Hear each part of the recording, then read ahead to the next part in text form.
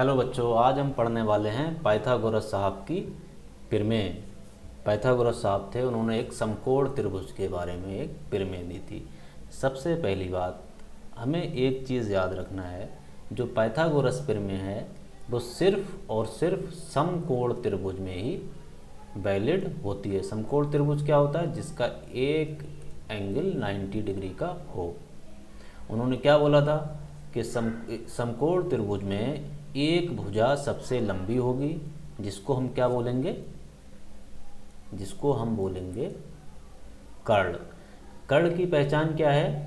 वो सबसे बड़ी भुजा होती है, और दूसरी बात, वो 90 डिग्री एंगल के सामने की भुजा होती है।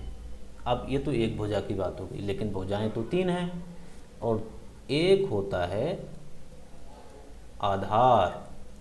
आधार जिस पर त्रिभुज पूरा टिका होता है। थीटा एंगल जो हम इसको एंगल निकाल रहे हैं, तो ये आधार हो जाएगा इसके बराबर वाला।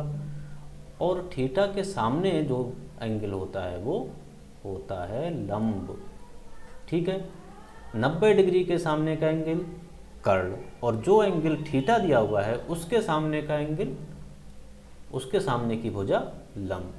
अच्छा, लंब और आधार बदलते रहते हैं। अगर मैं इस थीटा को यहाँ मान लूँगा, यहाँ पर, तो ये हो जाएगा आधार और ये हो जाएगा लंब। ठीक है, तो इसको समझना है।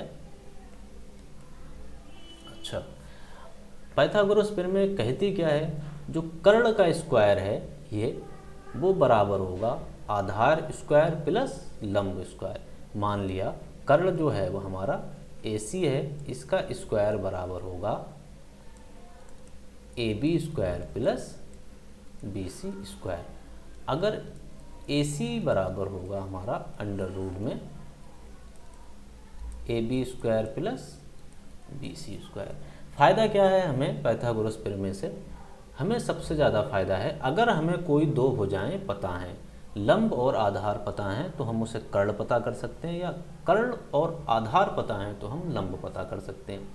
मान लिया ये भुजा हमारी 3 है और ये वाली भुजा 4 है, और हमसे पूछा जाए कि कर्ण बताओ क्या है, तो हम क्या करेंगे? AC बराबर AB स्क्वायर। AB कितना है? 4 का स्क्वायर। BC कितना है? 3 का स्क्वायर। तो हो जाएगा हमारा 4 चौक 16 प्लस 9 बराबर अंडर रूट 25, और आंसर कितना आएगा हमारा? 5। कितना आसान है। इसी तरह से अगर हम कोई त्रिभुज लेते हैं, दूसरा त्रिभुज एक बना लेंगे। ठीक है, एक त्रिभुज हमने ले लिया कोई, और हमेशा समकोण त्रिभुज ही लेना है। कौन सा त्रिभुज लेना है? समकोण त्रिभुज। ठीक है, हम एक समकोण त्रिभुज ले लेते हैं। ठीक है, ये एक समकोण त्रिभुज है, ABC। ठीक है, यहाँ पर जो एंगल है हमारा वो 90 डिग्री है। अच्छा, अब हम क्या करेंगे? इसको ना मान के इसको मान ले रहे हैं थीटा, तो ये अब हमारा क्या हो जाएगा? ये आधार हो जाएगा, और जो थीटा के सामने है वो क्या हो जाएगा? लंब। ये बात हमेशा याद रखना है, लंब और आधार में बहुत कन्फ्यूजन होता है। इस कन्फ्यूजन को ख़त्म करने के लिए हम जो एंगल निकाल रहे हैं उसके बराबर वाली भुजा आधार होती है, और एंगल के सामने वाली भुजा लंब होती है। बात खत्म। और 90 डिग्री के सामने वाली भुजा होती है कर्ण।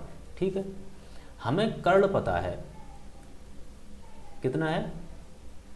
7। कर्ण हमें चल गया पता।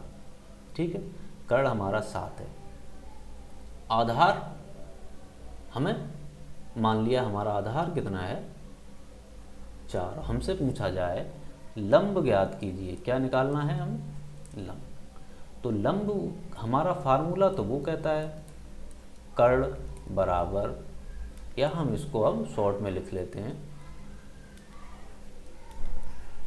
AC स्क्वायर बराबर AB square plus BC square. और हमको चाहिए क्या? लंब।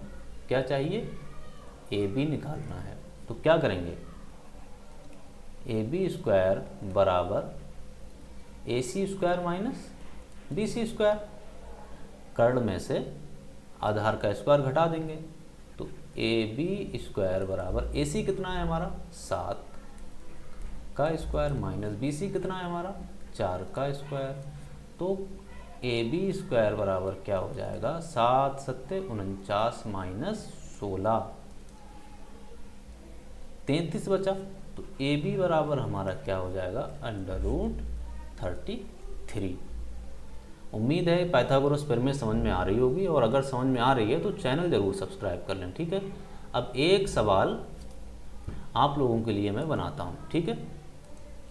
सबसे पहले याद रखना है, जो भी हम त्रिभुज ले रहे हैं वो कौन सा होना चाहिए, समकोण त्रिभुज।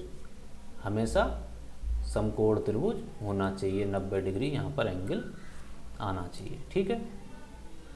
ये है ABC, ये थीटा है, तो ये क्या हो गया आधार।